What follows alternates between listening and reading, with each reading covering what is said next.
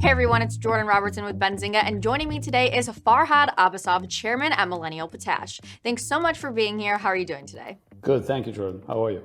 Wonderful, doing well myself. To kick things off, can you give us an overview of your company? Sure. Millennial Potash has been working on its previously explored potash project in Gabon, West Africa. The project area is quite large. It's about 1,200 square kilometers and was explored in the past, in the 1970s, and as recently as 2017 and 2018. Amazing. And what exactly is potash? Why is it important in the global food chain, and does it have other use cases? Yeah, potash, or in other words, KCl, is a major fertilizer, obviously used in most agricultural countries in the world. And 95% of potash is used as fertilizer.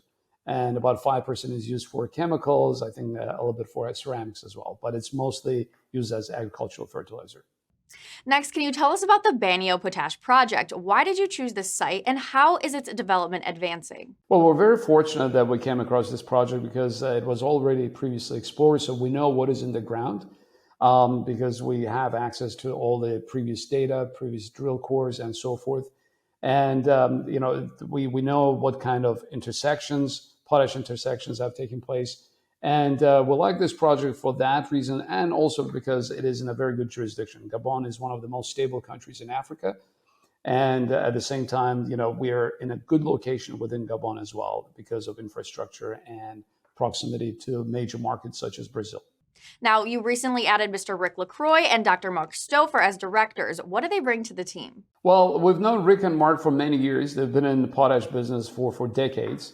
Rick LaCroix has been a senior VP of operations at Potash Corp, which is today known as Nutrien, one of the largest producers of potash in the world, and it was in charge of operations. He was also director of Canpotex. Canpotex is an overseas marketing arm for Canadian potash producers.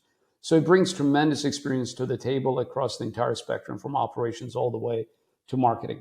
And Mark Stouffer used to be the director, the president of Potash and Phosphate Institute of Canada. Is a well-known figure in potash circles.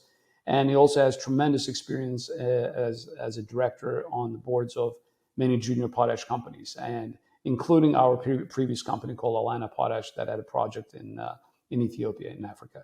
Let's move on to the mining regulations. How have mining regulations changed in Gabon? Do you see any additional changes coming? Well, Gabon is an oil and gas jurisdiction, so it's been the economy is mostly reliant on oil and gas sector. But in the last few years, they've decided to diversify away from oil and gas, and they've introduced quite a few changes to various sectors, including mining. So they overhauled their mining framework of mining laws about 4 years ago that made it a lot more investor friendly, and that it's a lot more clearly defined framework now for foreign operators to come in, because they can see what kind of government participation is going to be in projects and so forth. At this point, we think that the mining jurisdiction is already robust. We do not foresee major changes in coming years. And lastly, let's get your hot take. Aside from use in fertilizers, what do you see as potassium's biggest use in 10 years?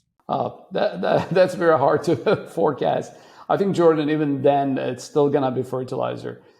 Maybe it will be used for some other things. Maybe they will introduce it in medicine and so forth, because it is used a little bit in that sector. But I think over 90% of potash going forward will be used in fertilizer, as a fertilizer, I should say. Wonderful. That's all I have for you today. Thank you so much for being here, and hope to have you back real soon. Thanks so much, Jordan.